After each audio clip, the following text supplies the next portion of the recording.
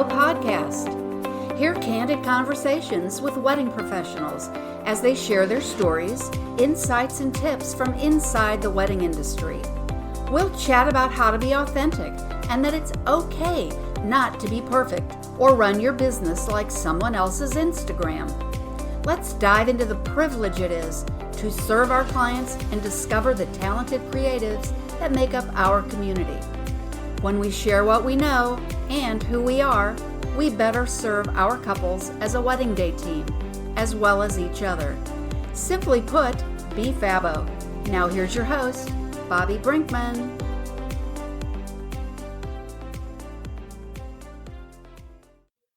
All right, podcast listeners, thanks for joining us. This is episode 37 of the Be Fabbo Podcast.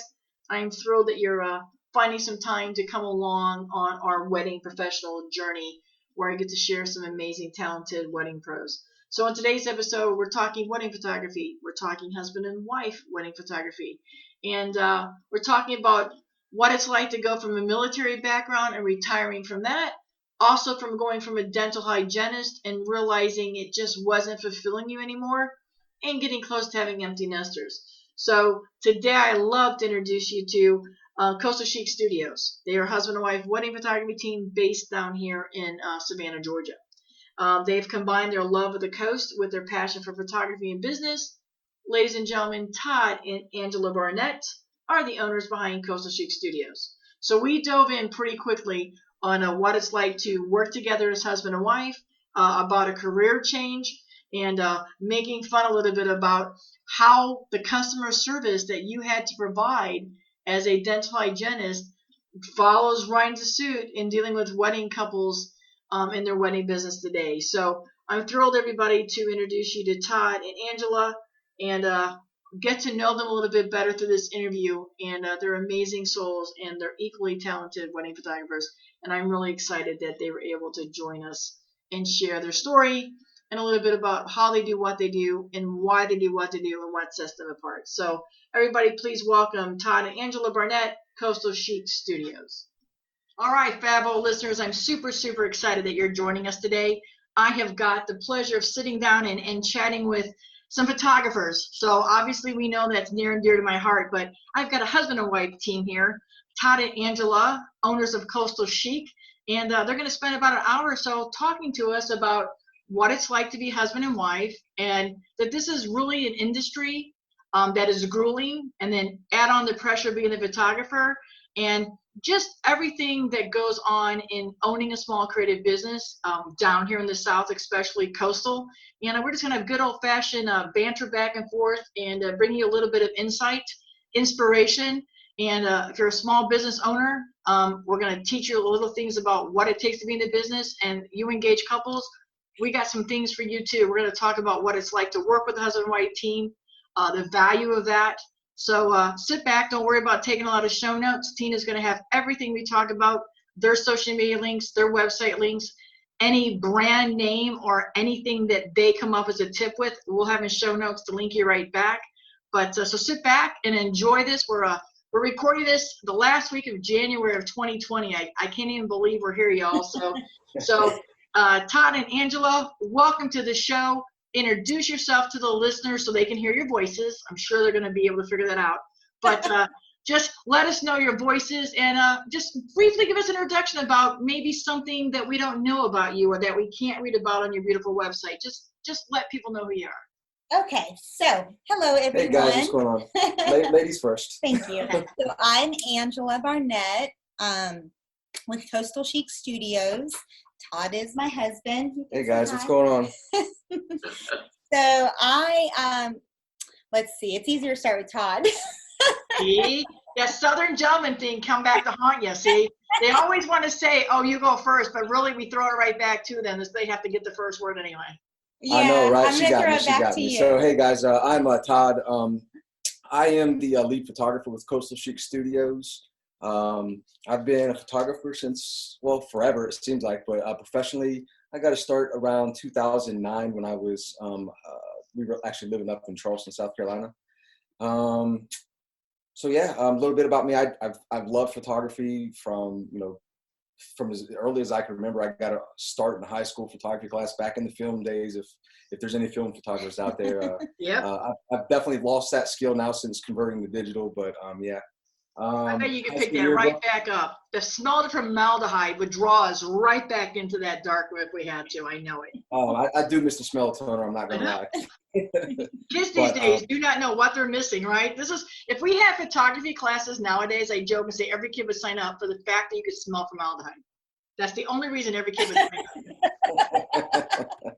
Yeah, but I had a little break in photography after I graduated. I joined the military. Pretty much served there for 20 years. Long story short, my wife bought me a digital camera. What was that, about 2008-ish, when we went down to Key West for a vacation, and it just kind of sparked that passion back up in photography for me. And I got back into it, and she bought me the Best Buy camera, which I obviously outgrew within like probably 10 seconds. But but yeah, anyways, I moved up to a full frame camera, and yeah, that's kind of how I got started. Just like the typical other photographers, just hey, friends of the family, go out, take them out for a little portrait session, got into portraiture, and yeah, that's kind of how I got started. Well, I think that's how most of us somehow along the way, when we picked up a camera at some point, even if we took off the path and detoured somewhere else, that camera, for whatever reason, always seems to find its way back to us. So I always joke and say, photography chose me, I didn't choose it. So I feel when I talk to a lot of passionate storytellers that they feel that way too. So, all right, Angela, give us something about yourself. Well, how do I follow that? Wow, you just impressed me. I know, he hit the South in the military. He's hitting all the home runs right now, right? Yeah, I don't know what I can say. So about me, I am a military brat. So born and raised military, then married my husband. So last 22 years we've been together. And yeah, I totally forgot about that. Only 20 years of my life. And I've always loved taking pictures of people, but for me, it was more of a hobby. I was the annoying girl in high school and middle school that always had a camera that can still probably pull out embarrassing photos of us all from years and years ago. So I've loved capturing moments and memories. However, I didn't have the technical skill like Todd did. Right. So, but the creativity was definitely there. And let's see, so we had our children. We have 2 girls. One is 24 and married, and one is 19. And I became a dental hygienist. So for the last 14 years, I was doing that full time, and Todd was on his photography adventure, and I just kind of supported by way of like staying with the kids when he's off doing his shoots and things like that. Then I began to start helping him in Alaska some, and then we moved here, and I didn't want to do dental hygiene as much. It's just very taxing on the body, and I'm Wait. I don't want to be a dental hygienist because it's taxing on the body, but I'll carry 95 pounds. Right? It's in a different way, though. It's in a different way. It's hard to explain, but it is definitely. And I know I get it. I know you're standing in one spot and your arms are up a lot. I joke, but I'm like, I can. Number one, here's Todd in the military with all this stuff on his back, and then you're still a photographer and we're lugging all this stuff. I mean, I kid you. I could not be a dental hygienist. I couldn't, the fear alone of just jacking around with somebody's teeth. I know how scared I would be. I don't want somebody looking at me with that fear of death as I go right to I mean, God forbid anybody does that when I'm behind the camera, but let's face it. I have a mask on. Let me come right to your teeth. I'm not going to kill you. Yeah. Well, I tell you, it's a great way to learn your customer service skills, because I always joke, if I can put needles into your gums and you're still my friend afterwards and you come back to see me, then I really nailed the comfort and care and customer service. So exactly. That you can see that lends well into wedding photography. Well, and I'm quite sure that when somebody says, "Can you whiten my teeth in this photo?" it's a whole different phrase, right? It's a different meaning to you. That's the add-on services. We have that. We only charge you. We have the inside scoop. Oh my gosh, no. Well, that's amazing. So you guys said you were in Charleston first. Were you at Charleston before you came up to the Savannah area, or did you do that route of Alaska first? So as far as photography goes, or the dental hygiene? Yeah, no, when you went from Charleston, so you were in Charleston, and what made you decide to come down this way and be in Savannah? So we did 4 years in Alaska, and we wanted to come back to the East Coast. Since being in Charleston for 12 years, we were very familiar with the Low Country, and my parents retired here in 1998. And my sister's been here since before that with my nephew. And so we decided to come back here. There was a lot less traffic than Charleston, and I wanted to be closer to my family. So we came here, and I did not want to continue hygiene as much. And we decided to kind of mess around with photography business in the beginning. We kind of felt it was more of just a way to do something different, bring in some extra money. And then it just turned into, it became, if we just kind of do this every few months or whatever, it's all good. We have all this time. You're retired. Let's just hang out and go to the beach and hang out on the boat, and life will be great. But, that entrepreneurial spirit never dies. And it's just like, he's had his own pressure washing business. We did that in Charleston. Just different things where you're in charge and in control for the most part. And I really love that, to be in control of my own time and to get 100% back of all the work that we put in. Right. And so once we got a taste of it together, it was just kind of like, wow, this is so cool. We get to work together because most of our marriage, we were separated through the military or the fire department. Right. So we get to work together. We get to do a lot of the behind the scenes in our pajamas. So it kind of really took off. Once I had more of an opinion about the business, because Todd kind of spearheaded most of it with getting all the software up, getting all the programs together, the technical aspect. And then I would kind of chime in on what I thought. And the more and more I chimed in and the more I had an opinion, he was just like, okay, girl, you're not going anywhere. We're doing this together. Well, and that's perfect. I mean, and I think that is one, amazing. You can find somebody that you can scream and yell at and they still love you at the end of the day, or for the moment, stay with you for the end of the day. Let's talk a little bit about that, because when you guys moved from Charleston to come over to Savannah, you really hadn't got the business off the ground yet. Yeah. So not only did you come into a, where it's not necessarily a new field, but it's a new field that if I do it, we're going to make money at it. So you literally had to start from scratch. You're already familiar with destination weddings. So a lot of our listeners, I want to remind you that in Savannah and Charleston, 90% of our customers, even almost 99% of our clients, are destination. We don't get to see them again. We're like realtors. They come for us for the weekend and then they're gone. We show them an open house and then they leave, So you guys literally had to build. So maybe walk us through, for some of the new entrepreneurs that are out there, that you come to a new city, you found your niche, but you built up the backside before you went out there and started hanging a shingle. So maybe you can walk a little bit, Todd, about how that process was and how important the technical side is, and maybe the equipment that you were using to set up to run a business. I mean, not so much your cameras and stuff, but that you went out and got licenses and you did these things. Maybe talk a little bit about how you set that up so that you continue to grow and be where you are today. Yeah, absolutely. So actually, we moved from Charleston to Alaska. That was the first time I moved my business. So I've had to do this twice. And if anyone's actually moved, an online business where we have the flexibility to go where we want, it's really cool. But there's a lot of work that you have to put in on the back end with your website. Obviously you have to start prepping months out for SEO searches.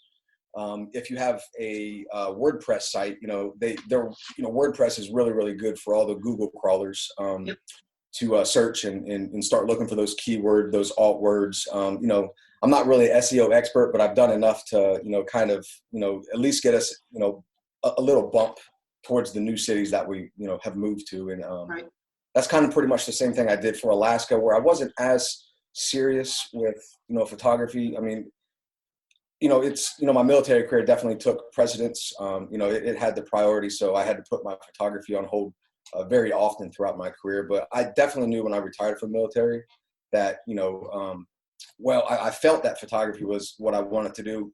I was definitely scared, when we decided to, go full time, but, we put all that, I definitely put the work into the back end of the business. When we were in Alaska trying to get set up. Mm-hmm. That way, when we hit the ground here in Savannah, we initially were going to hit the ground running, but I'm not going to lie. The first year we were here, we bought a boat and we didn't do much except hang out at the pool and go to the beaches and, drink a couple cervezas. But that's But once we decided to hit the ground running a year later, to put all that work into everything, all the back end, we finally got to, it all came to fruition. So we basically had to jump in, start networking, start trying to go out and have it like as many people as we could photograph, kind of get our name Southern around. portfolio, because at that point, most of our current work was, from Alaska, so it's a very different and some Charleston. But yes, to build a portfolio for Savannah, because like you said, it's a destination place. So we had to appeal to those. They come here for a certain look and a certain feel for their wedding, and they're looking for that online. They're literally looking for Savannah. And if you don't have photos to show that, you may call yourself the Savannah wedding photographers, but if in the first 10 seconds they can't find that fountain or they can't see that Spanish moss, they're like, yeah, you're not for me. So that's something that's changed. And back when Todd and I were doing this so long ago, we didn't have, the curse and the goodness of the internet. We had to carry our books and say, here's our work, here's my portfolio. And now everybody can see it. And sometimes it's not always perceived well or bad. But you can no longer hide behind what you know how to do behind the camera. So that's a good key. So then you started, started in Savannah, and you started networking, and you started meeting people. And then your website, is up and running. While we're at it, did you always know it was going to be Coastal Chic? Did you have that in Charleston, or when you got to Savannah, you pretty much knew that's what you were going to call yourself? Well, we were Todd Barnett Photography for a long time, and then briefly we had a partner, and so having another lady in the business, we kind of wanted to soften up the name. I still loved having Todd Barnett as the name. I just felt like that's where it all began, and I wanted to keep it that way, but I did kind of feel like, man, maybe we should make it more inclusive for everybody on the team, and we wanted to grow in the future and have a lot more options with videographers or drones, so maybe we could grow into this new name. So that's kind of how Coastal Chic started. And then the partnership didn't last, just nothing real negative, just couldn't make it work. And we just kind of went our own ways peacefully and still remain friends. And so, but that's how that kind of, and then everyone, we get a lot of feedback on our name, which I really didn't know we would. And people are like, oh, we love your name, and we picked you at first because of your name. And I'm like, okay, that's cool. Of course, for all the guys, it's Coastal Chic. Yeah, Coastal Chic. And I'm like, dang it. Oh, but we love the coast. We love being by the water. It kind of lended to our vibe and what we do feel. So. And that's your work. You also grew your work into your name. So, for young entrepreneurs out there, or even if anybody's looking to rebrand, after 75 years or 35 years or 40 years, people rebrand. I get asked a lot when I'm out speaking, why did you want to call your business your name? And I said, well, because I never planned on selling it. If I step away, nobody's still going to be me. So even if it was Bobbi Brinkman and Associates or anything else, it would still not be representative of me. So I would rather start a separate company, an umbrella company that has people I can mentor and grow on, and then as they break away, they can call themselves. But there is a lot of people who say, if you put your name on it, I stand by it. For a fact I own it. But it also is, being the name Bobbi in the South is not so bad. But in my professional sports career, I went by my initials, and I got in the door because of my initials. And when I walked in, because they automatically thought, oh, initials are a guy. Then when I got in the door, and they're like, wait, all these action photos are yours? I'm like, right. And they're like, not your boyfriends, not your husbands, not your brothers. No, these are mine. Then all of a sudden, the conversation back before we had all the sports photographers was like, how do we have our team photographer, especially in NHL, be a woman? And I remember an executive sitting there going, because of this, not because of her name and who she is, but because of this. So I always kept my initials as my sports background, and now when people go back and Google, they'll see something, and my name now goes underneath it a little bit, or I'm tagged in there somewhere, but they see that initials. So I think a name, it is. People look at that and go, oh, I like that. People love the names. That's where we spend hours on working on fonts and branding, and that's what I try to teach as well. Branding is far more than just your business name. That name has to stand up to it. And when you go to their galleries and you go to their work, you're going to see that it's just that soft presence, and it is very coastal. And again, on purpose for picking your name, I think that's great. So now let's come up to, we're doing these weddings, we've now got this portfolio. How did you now start attracting couples? What was it that you're doing to get engaged couples to find you? Obviously, social media, that played a pretty large influence in the beginning. A lot of, just getting out and networking, meeting other photographers, paid advertising. We've done a couple of the local shows here. Do charity work. We had some free engagement sessions just Yeah, to get some portfolio here, and so that kind of stuff. Yeah, what else? That's kind of how we got our start. Just to get a few, start building our portfolio. Exactly. And people don't, you've done it twice. You've rebuilt your business several times, so you know that. So do you still find that social media plays a good role for the demographics of the couples that are finding you? Are people reaching out and booking you surely off your Instagram accounts? Yeah, I'm gonna let Angela handle this one because she is the social queen. Oh, please. Social media, especially Instagram, definitely get a lot of attention on there. Then when we started creating stories, which I had kind of not realized how important that was in the very beginning. And also, I am kind of talkative and chatty, but I am still very shy. So I was like, what are we going to put on there? It's just us. We're not that exciting. And so we started putting our work on there behind the scenes. People really love that. So tips and tricks, personal stuff with my dog because she's my queen, my big princess. Goofballs.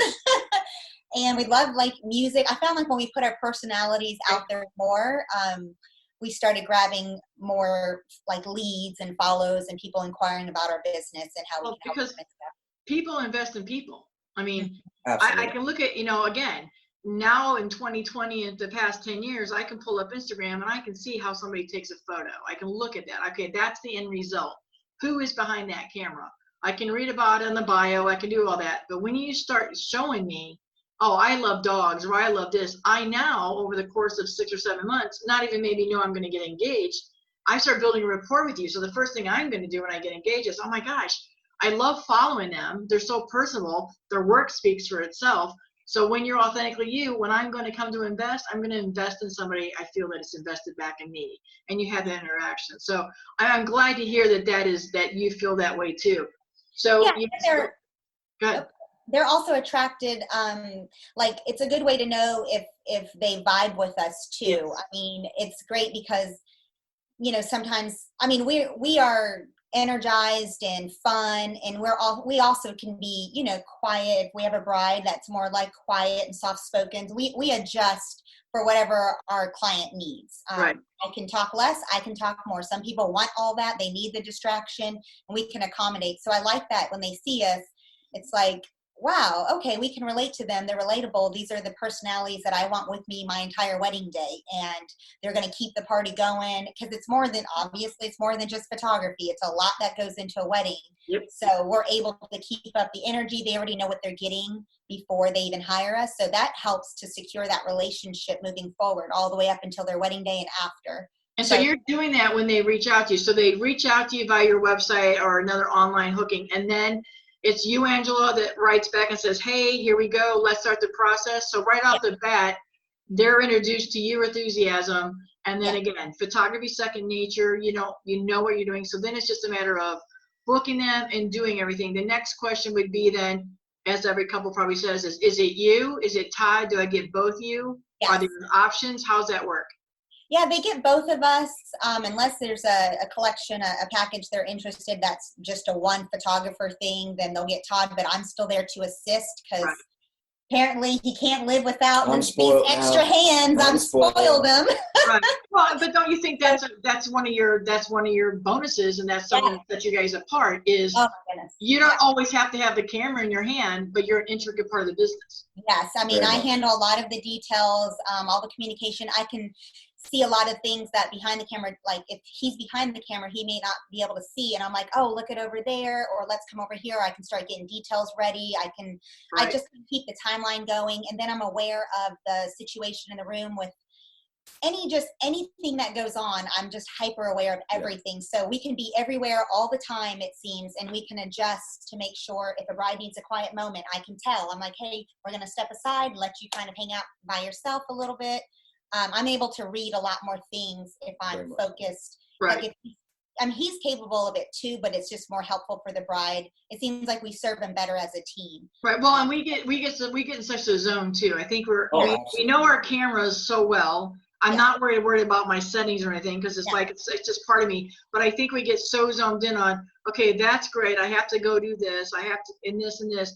And yes, even though, and Todd especially doing this as long as you've been doing it, we just shake our heads and go, sure, that's great. And I really don't even know what you just asked me. Yeah. You know? I'm just like, sure, that's great. You know. Yeah.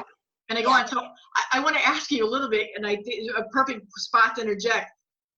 And I know what's happening here because I'm in the same market you're in, but especially Todd, what's your take on some of these studios that are bringing like you two, and then they're bringing 2 more people? So we have 4 still photographers not doing video, and then we have 4 videographers. So there's 8 people with cameras. I mean, this is a trend that's driving me crazy. Oh wow, yeah, I've actually never experienced anything like that. The most I've worked with would be 3 photographers, and and maybe 2 videographers. But yeah, I've never had like 4 photographers. I mean, it's like, I'm like, do you guys, you had enough money in your business to buy 4 cameras? You couldn't buy 4, more than 4 lenses? I mean, I was kind of like, I mean, it kind of just, it blows me. And again, I travel, so I'm in different markets. But this happened to me it happened to me in January, and it happened to me in the year. And I finally had to go, hey, look, I'm the big fat girl. Everybody looks at me. Everybody all day long is looking at me. When I need you to look on the other 19,000 people. But then I fought the whole day because these 2 individuals that were extra were very immature and not professional. I had to fight the whole day with people think they were my employees because I'm the mom in the group, right? I'm the old one. And I was at a point, which I can tell you, it's been years since I've been like, they don't work for me. They're not associated with me. I found myself saying all day long. Yeah, that would be a little difficult because I think Todd and I think everyone works the way that works best for them. But for Todd and I, like we're such a solid team, and we're talking about these brides and our clients 24/7. Like if we're at a music concert, we're supposed to be relaxing. We're not supposed to be doing business. And before the show comes on, we're like, so what do you think about such and such and on the timeline or this or that? So we're constantly talking about our brides and their day, how it's going to go. I just feel like it's so hard to share the stage with somebody else that doesn't get our dynamic and our workflow. I like it to be us.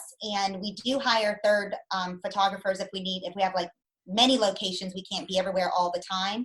But those that we choose are very in sync with our work style, our workflow, and they understand that Todd is the lead photographer. Right. Like I said, his eyes are on him. I'm 2nd or 3rd, depending on the situation. So luckily we haven't run into that, but if I did employ anyone else to cover an event with us, they definitely have to know our culture, how we operate, and that number 1, the VIPs, our clients, they're our VIPs, and within reason, we're there to serve them. Exactly. So on that, after people come and we know we're booking you, are you guys doing videography right now? Or are you both just still doing stills? And then are you bringing on a team to do videographer? No, we are strictly photography.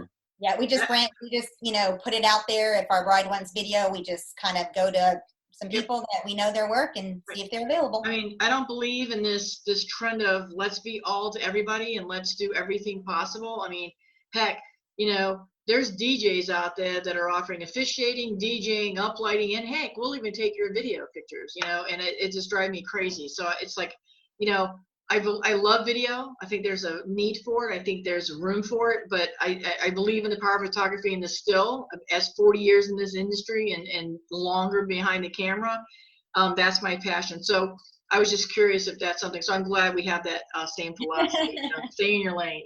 So now the couple's hired you, and the process is, down here again, listeners, Destination Wedding, we don't always get to do an engagement session. So it's quite often that a lot of us don't get to see our couples until the day of. Now we might have Skyped and seen their faces and stuff.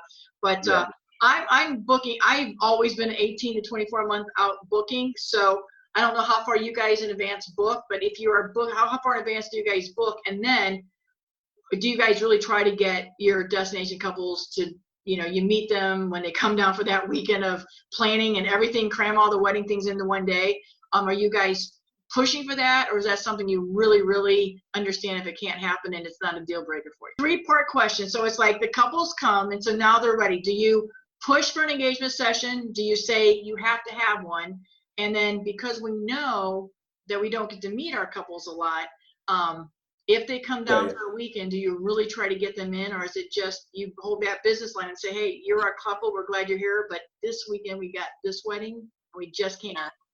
Well, we try to make it work. If they're in town, we'll try to grab coffee and chat. Of course, we do the FaceTime to introduce ourselves. And if we can't get a hold of them in person, it's a lot of phone conversations, emails exchange. We're pretty warm and friendly and open. Right. So I've never felt a barrier that I can't just go in somewhere that, I've never met you, but I already love you. Like, I get in, the first thing I do is give my bride a hug, and she's like my best friend I've known for 15 years. The husband, it seems like. Yeah, like I feel like to be part of such an important day that's filled with emotion, there's just no time to get, let's take a minute to get warmed up. Nope, I go right in there and I already start with the relationship. And it seems to put our clients at ease from the very beginning. Well, yeah, but also, when you book a client 12 months out, you have a long time to build a relationship of, emails. You might go a couple months without, emailing, each other, but, we like to connect on social, so we kind of get, a better feel for how their personalities are. That's just those small little things about people that you want to capture in your sessions together. That is true, Bobbi. That Todd makes an excellent point. With social media now, we are able to dive into their lives automatically. Right. Oh yeah. Well, I mean, I'll be on my bike here on the island, and if I have to ride by King and Prince, I know I've got like 8 weddings coming up. I will simply do a little video and send it and say, hey guys, I know you're freezing back there in Detroit at 14 below zero, but I'm riding my bike right by your beautiful venue where it's 74. And they just write back, I'm glad, especially after hurricanes here. And I go out and I photograph their venues. They're like, oh my God. I'm like, hey, look, it's good. It's fine. You're 9 months away. But I do that. I do the same thing. I feel that, I probably have maybe 4 or 5 a year that I can't get to. But I'm also the photographer because I'm on the road a lot, speaking and teaching.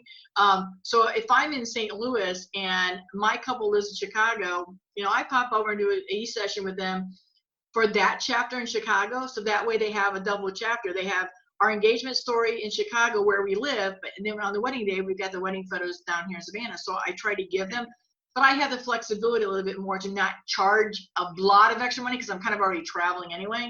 But I mean, I really do incorporate that. And I think it's exactly why you guys are here and doing what you're doing and doing it so well. Take the camera part out of it and the technical side out of it. What it is how we interact and how we're ourselves, and people want to invest with us and do that. So, everything you're saying is exactly what I read about y'all. I mean, full disclosure, guys, I haven't really met these guys. I know their reputation. I know who they are, but we have not sat down and had a cup of coffee. But I'm working on that really hard this year to have a little bit more time at home with some wedding pros and doing things like that. So now we have a couple, and now we're ready to do this session. So I got to ask another question, kind of like a Todd. I know I always get, well, have you ever been in that venue? That's a question that drives me crazy because I think you're going to say the same thing I kind of say. It's not about the venue. And if I go look at it at 3:00 in March, it's not going to be the same at 3:00 on your wedding in November. So I don't do a lot of pre-scouting. I kind of like to I want it to be part of your story and watch your emotion. And if it's something I'm really been warned that, oh my God, it's 75 degrees dark in here and you can't even see your face, I might walk in and check it out. But for the most part, do you guys go do a lot of pre-scouting on these venues, or you kind of just go, hey, here we go? Yeah, we typically do not do a lot of pre-scouting, especially if it's in a location that's, a couple hour drive from us. It just doesn't make, financial sense, business sense. But what I do is I just reassure them, and you hit it right on the nail when you explain to your clients that your wedding's at 5:00 in December versus, hey, you want me to go down in, 5:00 in July.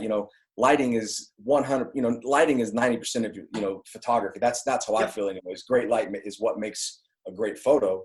And, you know, if you're down there earlier in the season, you know, light's obviously coming from a different direction. It's a different intensity, different colors. You're not able to create the same work.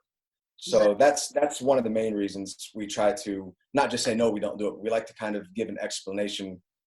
So it say again? Oh yeah. Oh, and I love Google Earth. Oh yeah. All that. So, well, but that's the educating of our bride and handling expectations. I mean, at some point you are coming to us because we're the experts. So, you know, kind of let us be the experts. And again, I don't want to know everything. I mean, part of the reason I love being in the wedding industry is that it's different. Even if I'm in the same exact venue, something's different. Nothing's the same. So that's one of the reasons I love the industry, is that it's different. You're trying to roll with it. Exactly. Yeah, you just have to roll with it. Exactly. So one of the other things I'm always curious about, and I'm sure you get asked, is do you think it's a benefit that you're a husband and wife or female male? I mean, do you think that couples, I mean, I based on your reviews, I know how they feel, but do you guys think in 2020 that it is totally an edge over competition? I personally feel that we could maybe have an advantage being a husband-wife team, just because, you know, I mean, the obvious things to where we're just totally in sync with each other all the time. I can give her a look and she'll know exactly what I need, or I can give her some hand signals that we've, you know, fashioned. The brides comment on that. Yeah, they get the family, the guests or whatever, they'll come up to us and say, do you guys communicate without even talking? Yeah. and I know exactly what he needs most of the time.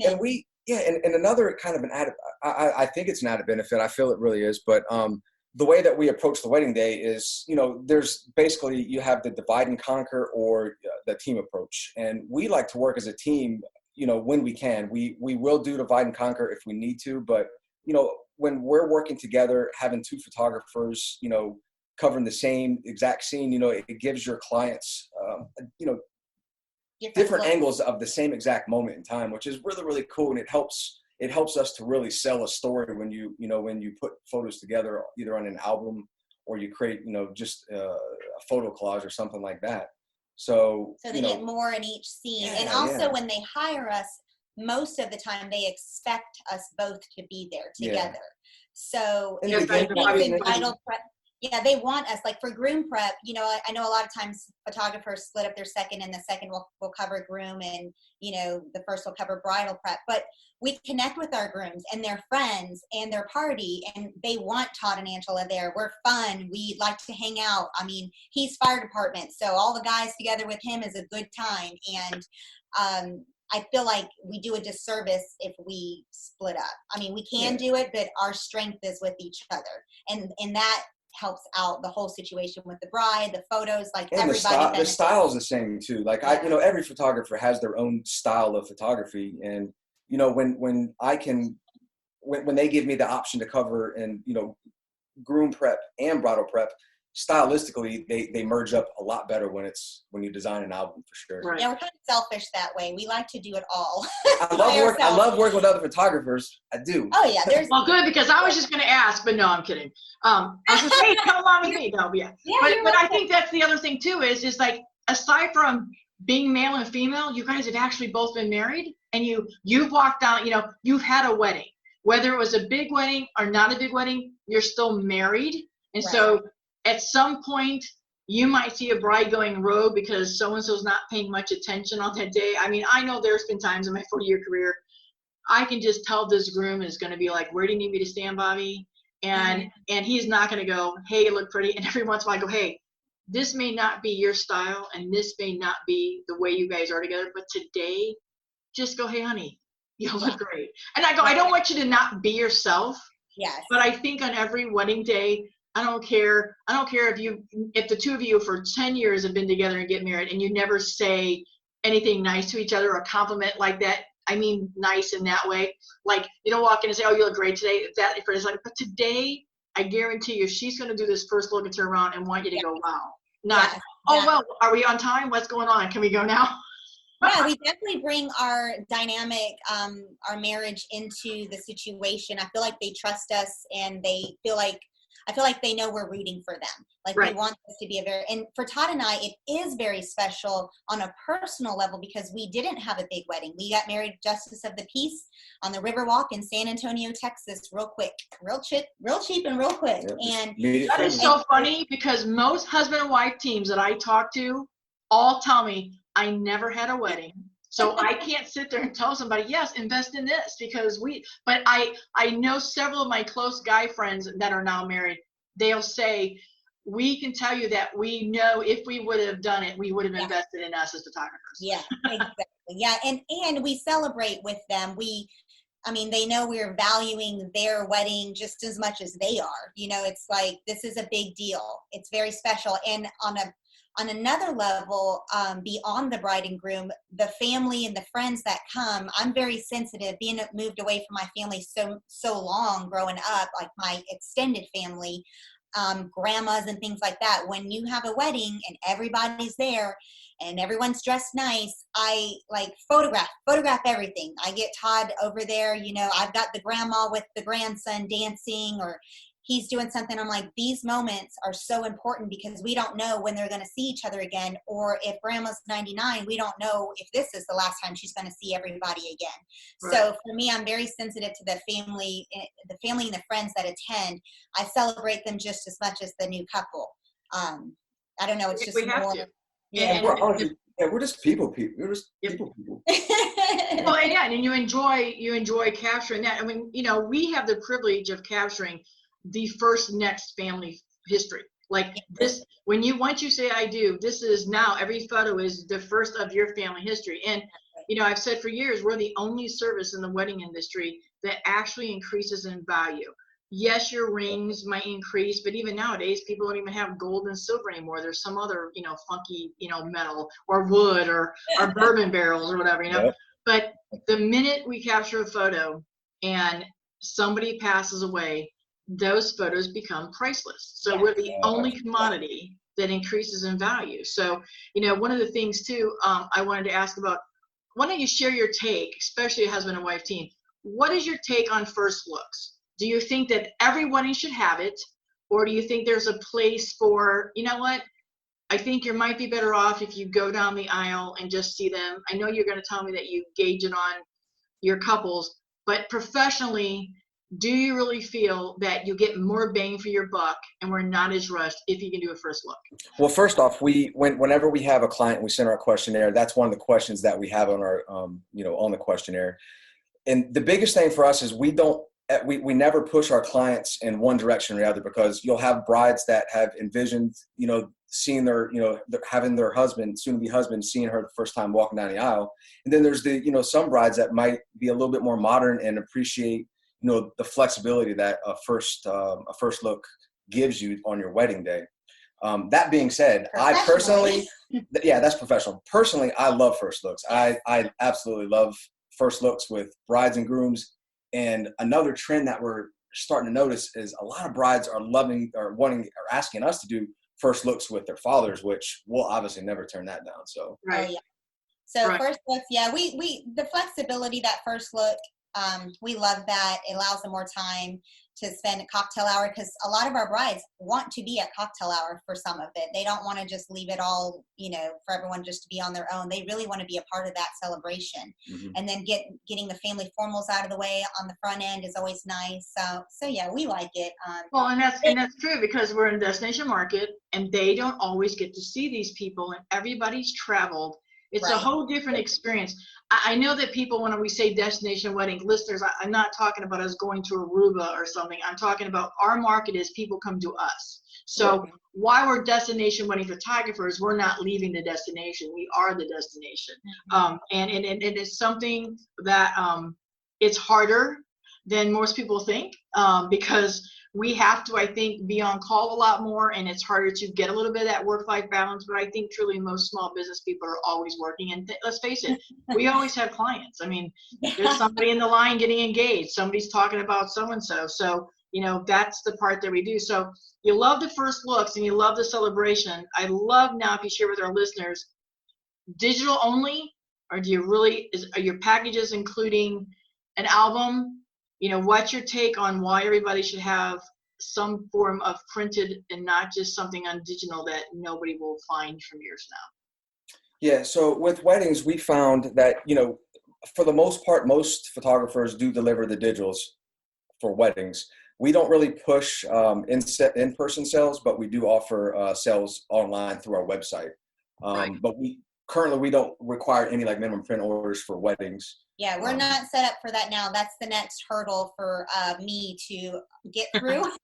That is, talk about strengths and weaknesses. That is something that I thought, oh, okay, I can handle that. And then looking into it, I was like, oh, this needs a lot more time than I thought. So that's my next thing that I need to conquer. Because although we don't have like a print minimum or anything, it's still, when we have a consult with our brides and our clients, we do offer printing services, and we do say, these will look great on your wall. You want to have them. It's a different feel than just looking at it on a computer all the time. Like, don't take for granted the ease and access you have digitally. There's a whole nother feel when you print it out. You get a canvas, you put it on your wall. So, we're still leading them to that, because I don't want to be of a disservice to them and have them miss out on that. But to offer it now, I'm not set up for it, but that is in the works. Yeah, we also explain that, the albums. With albums and especially prints for the wall. An easy way. I mean, it's very obvious that, with so many online stores that are popping up that you can order, all right canvases. We explain the difference and the quality of our canvases versus, like a prosumer type of a camera or a canvas. And we also explain that, when you decide to print through us, that those images go through another round of editing to where we make it perfect before it's hung on your wall. The little things like getting rid of just the small distractions out of the room, maybe putting a little extra special, that special sauce that every photographer has to really make that image, go from great to, just awesome. And they're our babies. I mean, these images are our babies. I mean, that's how we treat them. You touched a little bit on it. How do you feel about some of these trends in editing? I mean, are you guys, we're down here coastal, and I'm not going to lie to you. I speak my truth. For a while there, if I saw one more past pistachio green sky, I'm like, that is not what it looks like here. What are we doing? Yeah. By the same token, these cigar stain images of this beautiful coast that we're on, and it looks like it's from Walking Dead. I mean, I have to wonder, 15 years from now, that is not an authentic representation of the day. I firmly believe that we are empowered as the historians of the day, for the wedding venue, for the coastline. I mean, think about how many times we might have taken the last photo when these hurricanes come through here. We're the historians for what the dress looks like. So there's part of me that thinks, why are we going so far in our editing and manipulation? Do you think it's to cover up imperfections, or what is your take on heavy editing versus just, like you said, just that little secret sauce?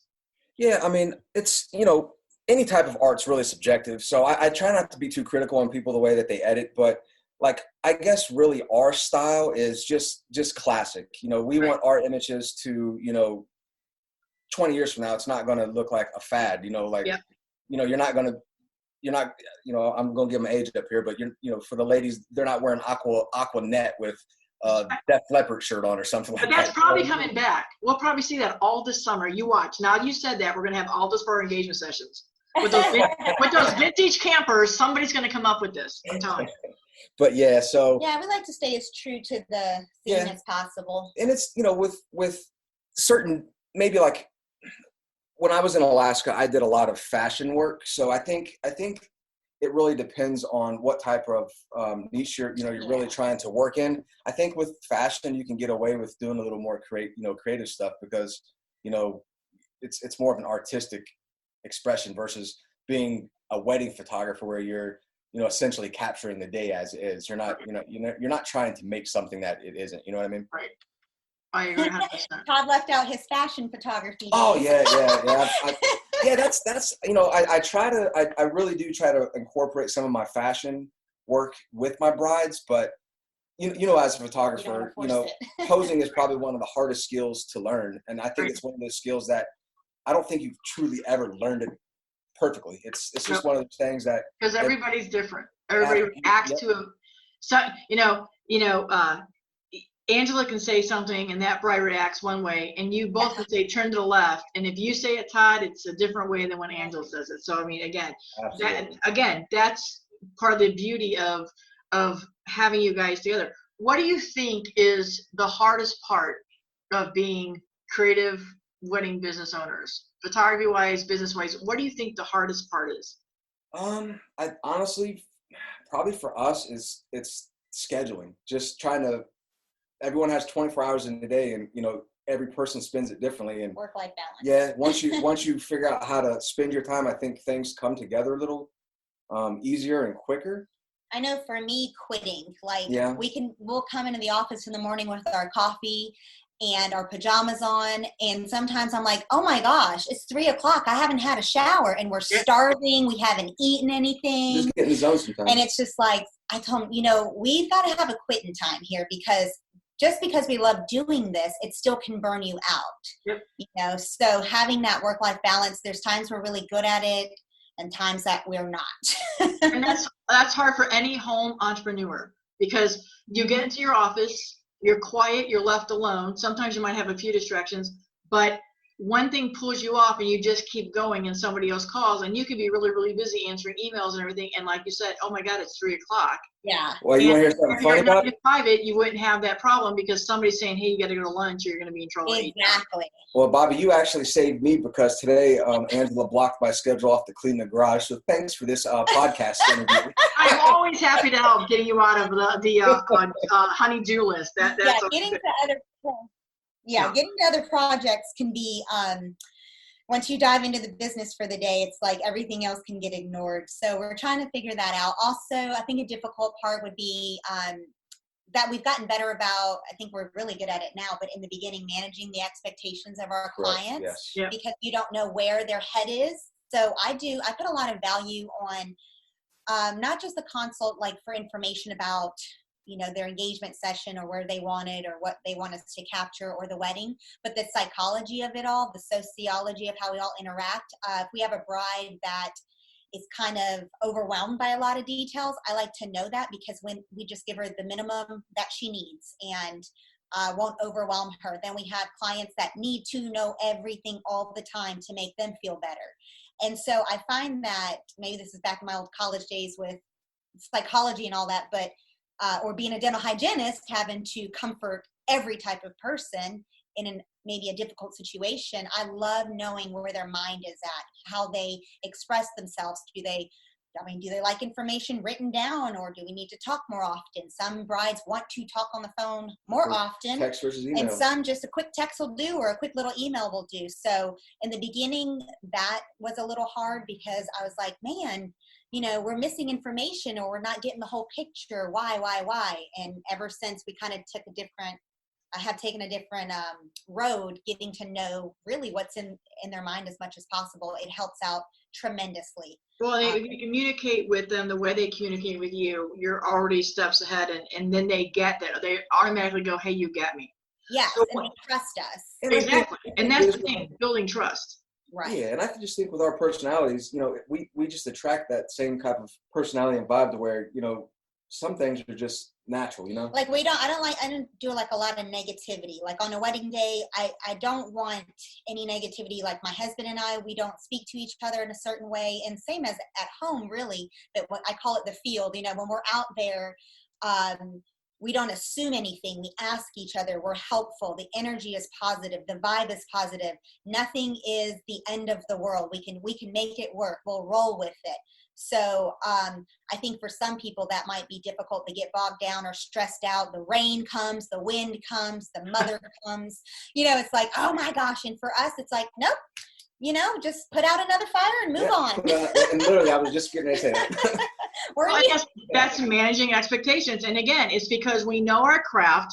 I don't have to worry about the technical side of what I'm doing. I'm here to tell the story. And I can't stress enough to any new photographers out there, go out, practice. Get all your kinks out. What's it look if I look a shoot like this way? What's it do if I do these? Do not try to practice something on a wedding. Now, that being said, take that evening if it's raining and go, oh my God, can we just try this epic thing? If it goes wrong, it goes wrong. But you're honest with your couple saying, oh my God, we're never going to be in a spot like this again. Let's try. No guarantees. But don't sit there on the reception and go, yeah, I'm unbundling I don't want to see you unbundle your lights out of the plastic wrap, finding the batteries, and then going, yeah, for 40 minutes, and you mess something up. That makes us all in the industry. And that just gives us all a bad name. So we talked about what your least favorite was. Honest to God, what's your favorite part? I mean, what is the joy that being wedding photographers brings to you guys?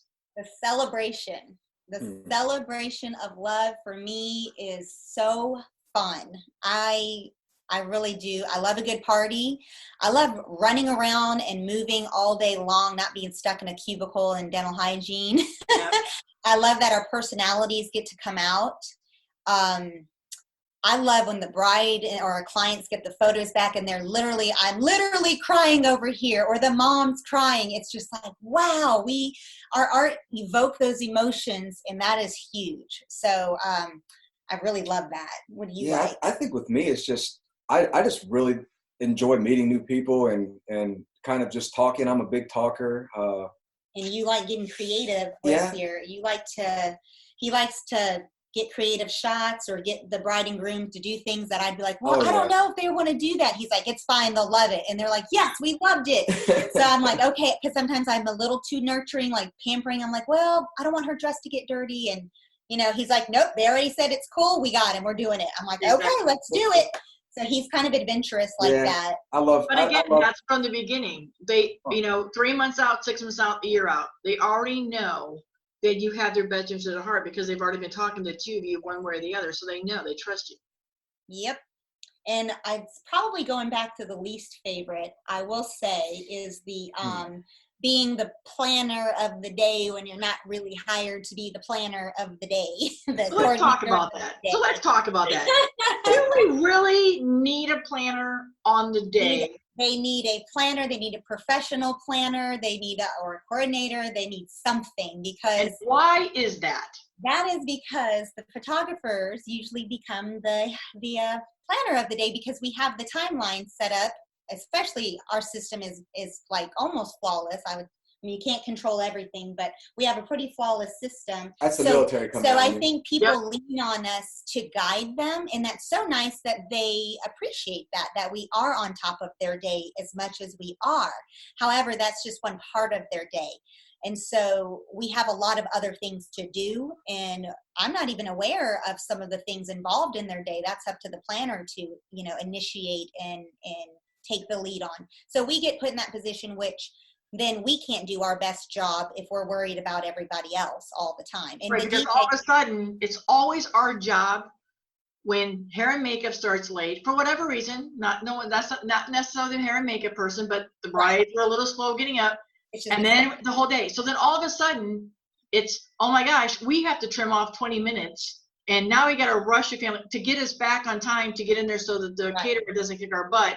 Because then if dinner's late, the photographers took that couple and went somewhere. No, we were still on the timeline. It's just everybody else. And so people forget that. And I think engaged couples that are listening in, when we ask you 10,000 questions on our questionnaire, there is a reason behind every question we ask.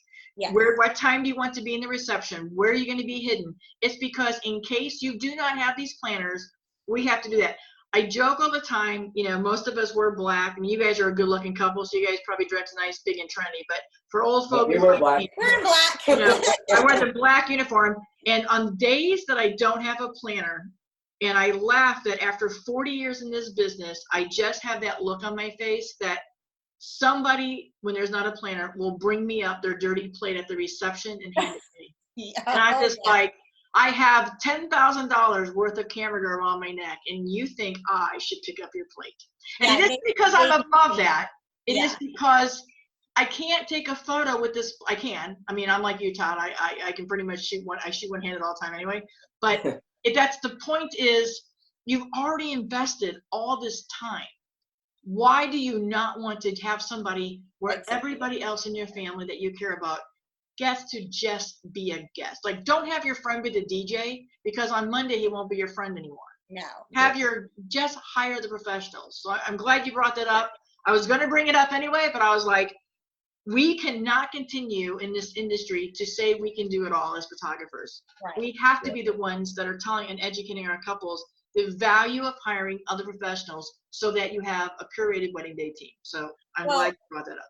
Also because, you know, their guests, they need a system. They need to know somebody's in charge of that day, because we get a lot of wandering guests. So do we do this next? So are we coming here next? So what do we do with this? Or, you know, I'm just like, wow, where's your coordinator at? Like, they're supposed to execute this whole thing. And if it's a friend that they're just trying to be helpful and they'll be the day of coordinator, on a day that everything goes perfect, they might get away with that. But how often does everything go perfect? You've got weather, you've got personalities, you've got alcohol. All these moving parts, you've got alcohol. I mean, you've got so much going on that planner, your friend that's a planner for the day, she could probably handle it under an easy situation, she or he. But how many ways that worked? When the kinks happen, you got to know how to roll with it and say, okay, we're going to move this here. We're going to move this here. They're going to come out here instead. Since that, like, they need to know the timeline and know the venue. It's just more than a friend helping out for the day. It's more. And they don't know how to guide drunk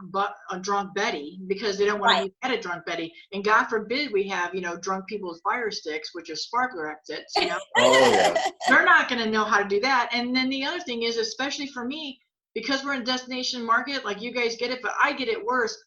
I can't tell you, if I don't have a planner, I can't get 60 people to come off looking at the ocean.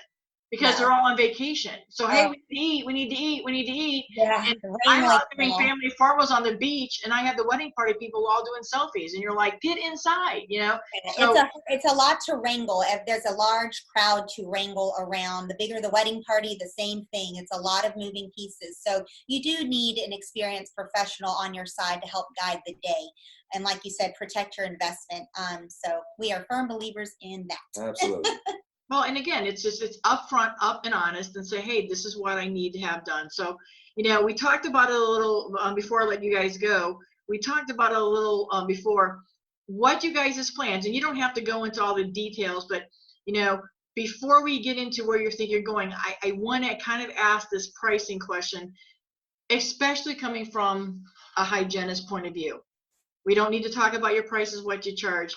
But I am very curious, as somebody who was in a field where insurance didn't always take care of something and people did dental work when they needed to. Let's face it, nobody really goes in and goes, hey, today I'm going to do this. So, and it's kind of like photography. You don't have to have us, you know, you can get married without us. We're a luxury. So do you guys find that photography in, you know, the last couple of years and now has really moved on to that, an investment that people want? And do you get pushback pricing wise, and are you better equipped, do you think, Angela, to help explain why things cost what they cost because of your? I am, and that's an interesting point. I like the way you put my hygiene career in there, because a lot of times, like if we need to take x-rays on a patient, of a patient's teeth to see what's going on, and they'll say, well, I don't need it, you know, and it's like, but to better serve you and so we can see the full picture, it's in your best interest to have this done. So it's never about me. I'm not the dentist. It's not my practice. I'm not pocketing any of this money. You know, this is to serve you best. So here's the information so that you can make an educated decision moving forward. Yes. Ultimately, you are in control. But if we don't give you all of the information, and then you come back and say, but you should have told me. We did tell you, you know, but it's your choice. So I like to educate them on why. And that's why we need so many hours. And if we cannot come for 4 hours and you want 3 hours of that to be getting ready.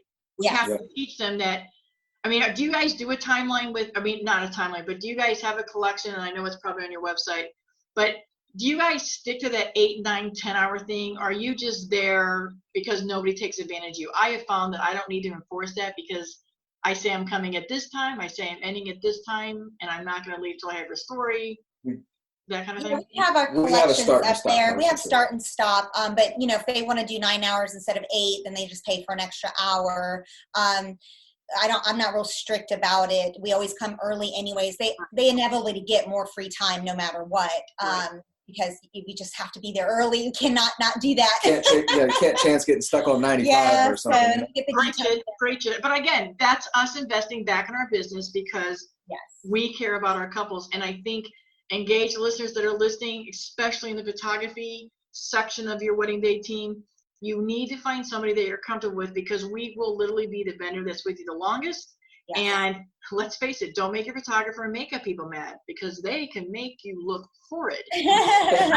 I'm kidding. But I mean, but the true sense is, find somebody that you can see in their photos. These guys do amazing work. Coastal Chic, they do wonderful work, but you still need to be able to see yourself. And I always say, when people are going through all these websites and you stop for a moment, is it because of the sunset, or is it because of the tree, or is it, oh my gosh, that couple in that photo is how I feel about my fiance.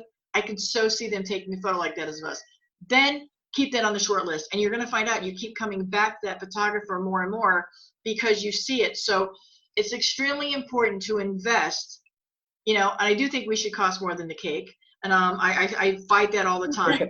Everybody has a priority, but I do think that, if without us, you can't have all the details photographed. So you need to have us there.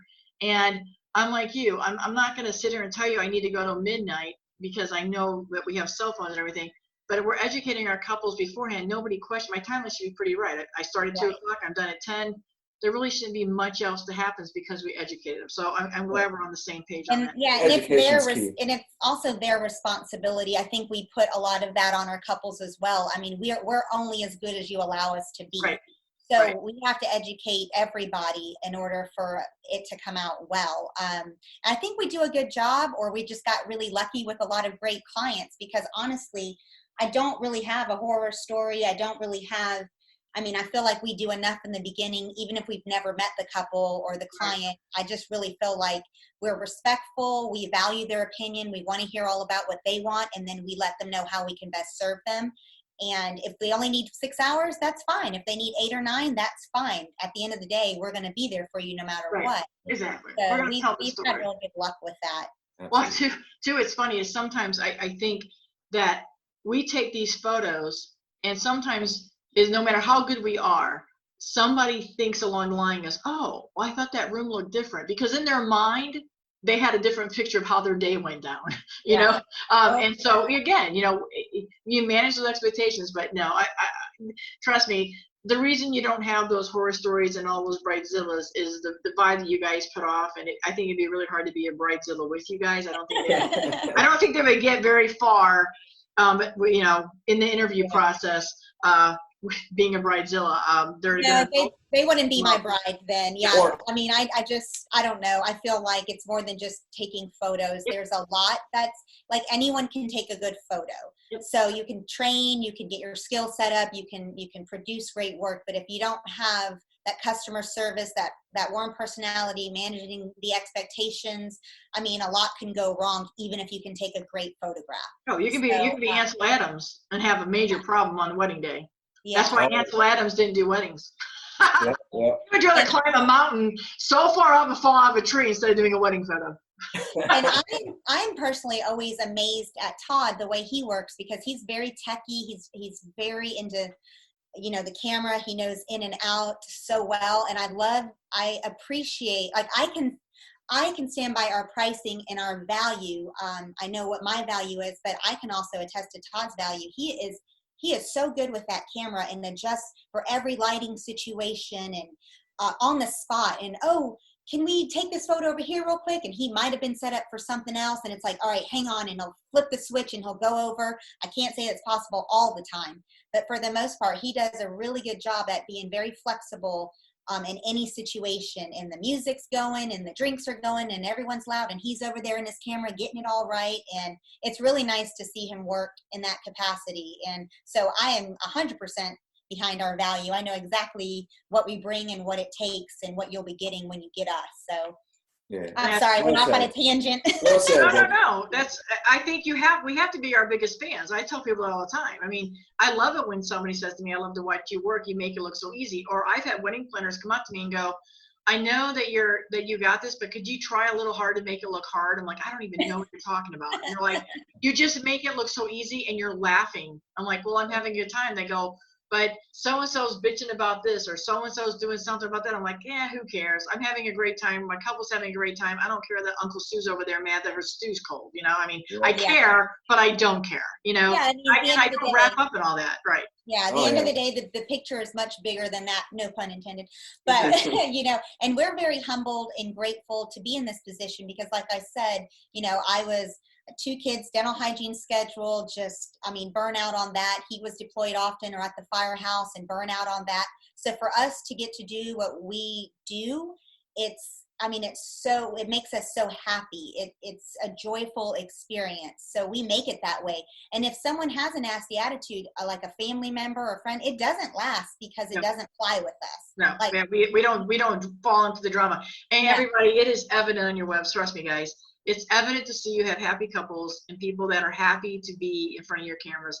So before I let you go, where do you see you guys in 3 years? Just where do you want to be? Throw those ambitions out to the universe. Where do you think you want to be doing? How you want to be doing it? Well, with the Coastal Chic Studios name, that gives us room to grow. So we definitely want to grow in our business. I've always wanted to have a venue at some point, a very small one for more intimate weddings. Mm-hmm. I officiate weddings, so I guess I kind of am leaning towards that in the future. Yeah. So definitely destination, like traveling to shoot more weddings. We've gone to Florida and Charleston, and we definitely would love in Atlanta, but we'd love to go many, many more places. So trying to market for that in the future would be great. Yeah. What do you think, babe? Pretty much, obviously we're on the same page on that, but we've been kind of flirting around with the idea of getting rid of the boat and getting an RV so we can do a lot more destination traveling for weddings. I love that trend. I love that adventure. I love that adventurous trend. I mean, if I was 15 some odd years older, I would chuck an RV and go around and capture people's stories all over.